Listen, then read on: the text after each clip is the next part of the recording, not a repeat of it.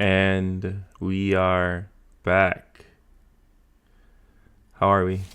How are we doing? How are we feeling? Um, yeah, I'm getting back into the swing of things. Like I feel good. Uh, it's been a busy few weeks, and it'll continue to be as we're winding down towards the end of the semester, and then at least I get to temporarily put down one of the hats that I wear. um, my crown is still intact, but so yeah, it's like going through the motions with that, and I've learned that because of the different roles that I have, I find myself in different rooms, and I've been having to like network and like be in those rooms and like engage people in all these different ways. But we'll get into that before we get into like the details of those stories and what today's topic is going to be. Well, it's about creativity, but what part of creativity we're going to discuss. Let's start off how we always start off with an exercise in mindfulness. 10 breaths, focus on your breath. Starting now, I prefer your eyes closed. Starting now.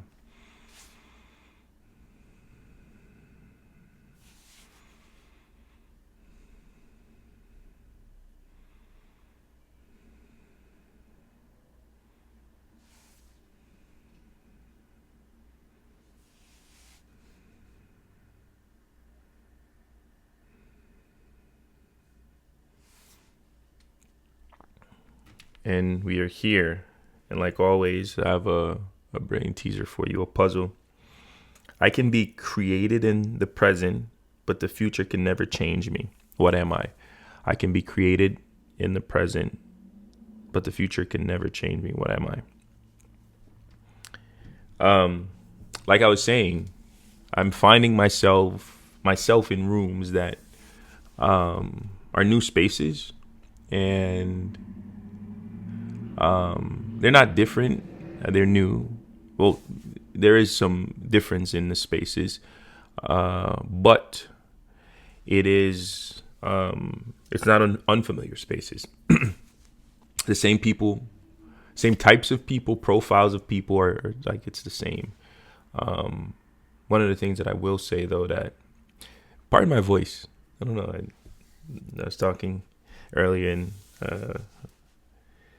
I'm conscious. I didn't do a lot of talking today. I had a few meetings, but I'm conscious that there's a baritone happening, which I might not necessarily be synonymous with. But yeah, enjoy it while it's here. But anyways, I'm in these spaces with these people, and for some reason, the conversation always ends up being about or around the idea of like creativity, being creative, innovation, design. I want to take some credit for that. I don't know, but it always feels organic. And it was a part of, like we talked about, is in conversation. Like, when does your creativity show up in conversation? But yeah, those always tend to be the theme of my conversation. But I had an interesting one yesterday. I went to this event. It's like a farewell for a colleague, a friend who runs a accelerator program, and in the conversation we were talking about, like I wasn't talking to him in particular, like a few of the other attendees, and in both conversation, the idea of like creativity. And one of the things that actually came up was in conversation. I'm gonna redact names, but as I was talking to her, she mentioned that she feels like she has to like almost fit in order for her creativity to showcase itself, or feel like she's had to dampen her creativity just so she can fit into spaces. And the way she said it, she almost felt like it was a bad thing, like it was negatively impacting her. And I thought, like, as I'm thinking about it, she thought it would be a good time to like to bring it up because of my relationship to creativity, and hopefully, I guess her hope was that I can help her talk or think through this idea. And for a second, I thought about it because like naturally, one of the things that we always talk about when it comes to like creativity is this idea that like why try to fit in when you're a standout, like your uniqueness, the things that make you you, the nuances about you and your life, physiology, your psychology, the way you think, the way you feel, the way you learn, your intuition, your imagination, your awareness, all these things play into what makes you uniquely you and what makes your version of creativity uniquely that.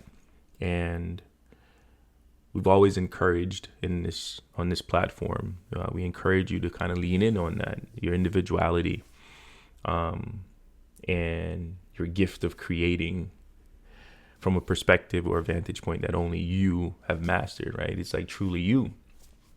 And that still holds true today, still holds true in this conversation.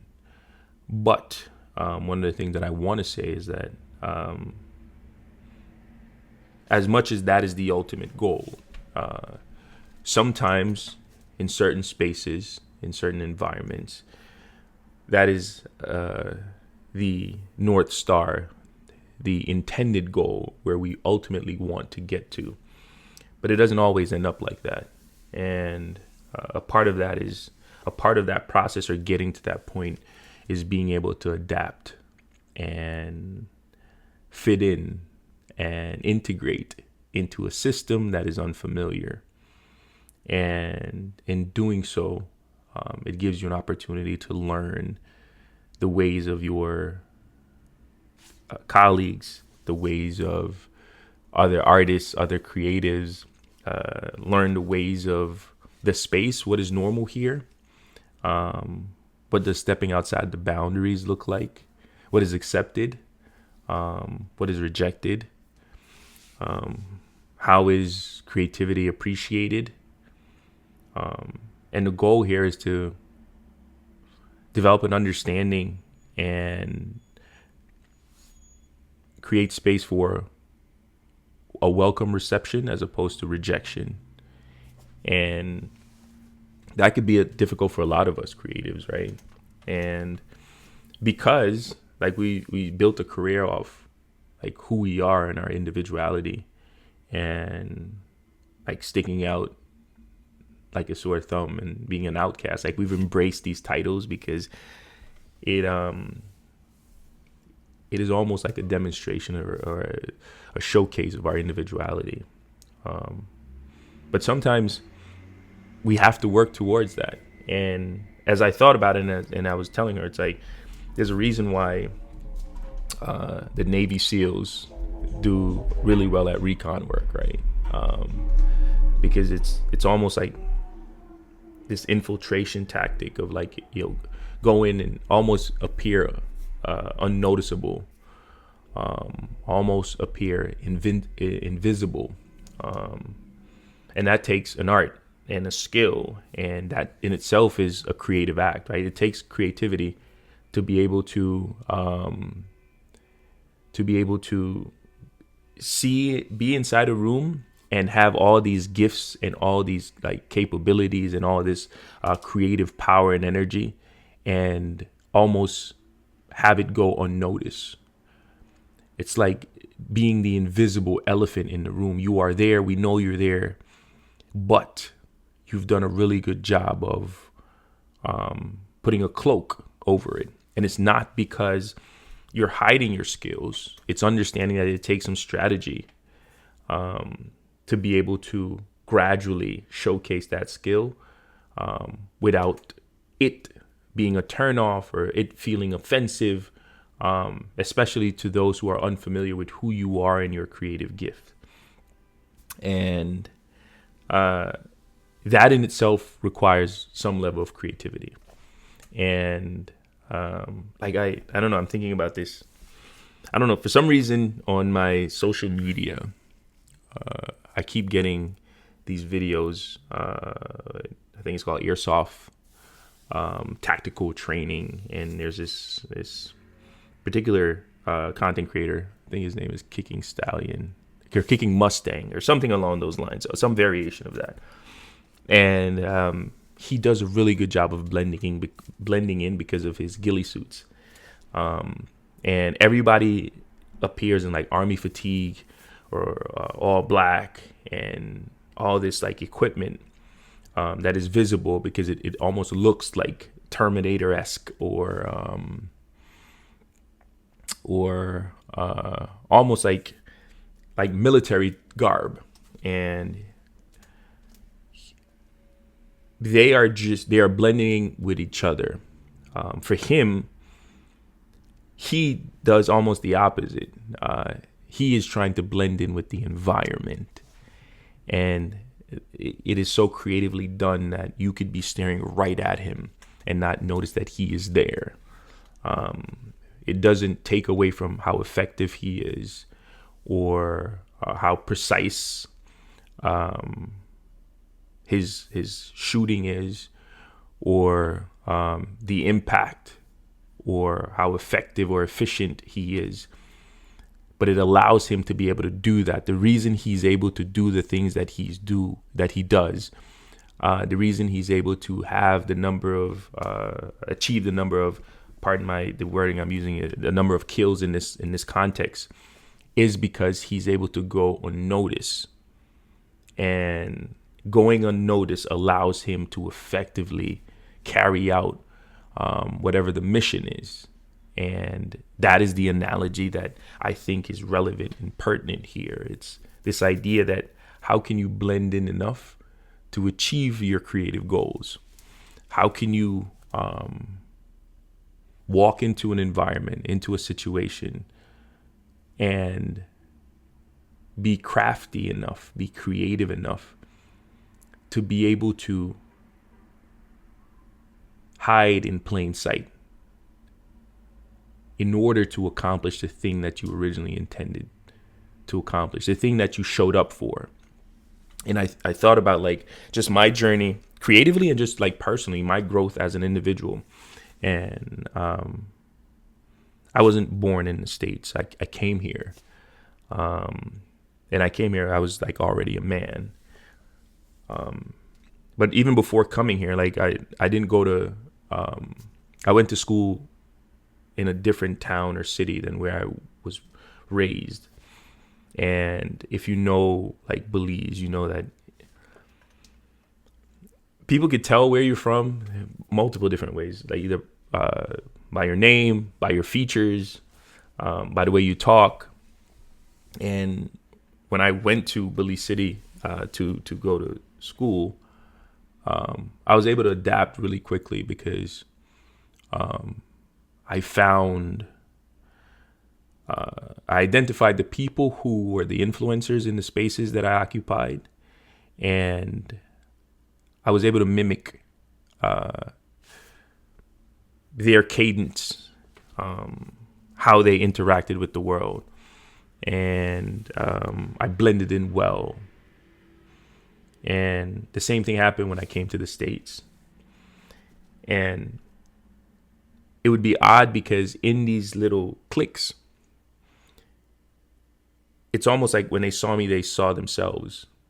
And it wasn't until they saw me amongst other people that they realized that, oh, like you're good at that too. Like you blend in well over there as well. So I played sports, but I've always been academically inclined. So when I played sports and I'm amongst the jocks and the players, like I'm one of them.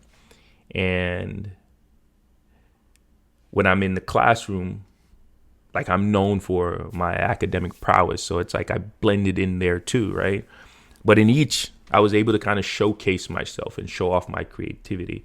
And I've seen these individual cliques reject people or kind of create this like invisible barrier of like gatekeeping opportunities because to protect the integrity and the authenticity of those like experiences and relationship, and not be infiltrated by outsiders. And I've seen a lot of creative people not be able to enter rooms because they want to be so different, and being different is what made them who they are. And I still believe that you are creatively different and you should lean in on those. But you also have to understand that sometimes to get in a room, you have to appear to be the same just so you can be different. And I'm thinking of this Dave Chappelle stand-up where he opened it up by saying his mom, this saying that his mom kind of told him, and he uses it in his everyday life. And I'll butcher this, and yes, I can go look it up, but the saying itself is, sometimes you have to pretend to be the lion in order to be the lamb you really are. And I'm saying that your creative, you at your most creative moment, you when you feel your most creative is the lamb. Like that's the thing that you have to protect, and that's ultimately what you want to be. But you always have to pretend to be something else in order to create space for that. And sometimes that something else that you're creating is opportunity and room and space. And in order to do that, you have to showcase your ability to fit in. And fitting in is not a destination. It is a point of entry. And once you're inside and you know the rules of the land and the nuances of the space, and you understand the idiosyncrasies within that environment, you can slowly start to introduce aspects of your creativity. People tend to resist things that happen too fast, when the learning curve is too high, when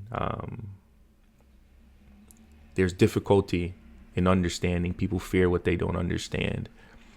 And when people don't understand you, there's a part of you that says, well, you shouldn't have to, or I shouldn't live for your understanding or your acceptance. But if you're trying to diffuse your creativity, you're trying to spread it, and you want to build awareness of it, an awareness that includes some sort of reception to it, then it's on you to understand how things work and what is protocol within those spaces, and use your creativity in order to build acceptance, to convince that you are one of them, that you are equal, you belong here. And then at that point, you can show off every bit of your creativity and what makes you you. And I'm a big fan of Latin phrases. I may have said that like a thousand times in this on this platform. But there's another Latin phrase that came to mind, and it's primus inter pares, and it means first amongst equals. So even in fitting in, even when you are in a space where everyone is on an equal playing field, there will be opportunities for you to showcase that you are a step above or creatively ahead. And You need to understand that and embrace that and use your creativity in order to do that. I'm not going to extend this further than it needs to be. I had a challenge that I would end this at 20 minutes, and I think I'm there. We're right at the 20-minute mark. So I can be created in the present, but the future can never change me. What am I? I am history. Go fit in. So the saying is not, let's change the saying up slightly. Instead of it being, why try to fit in when you're a standout? We are now remixing that to go fit in so you can stand out. I will leave you how I always leave you. Go be great.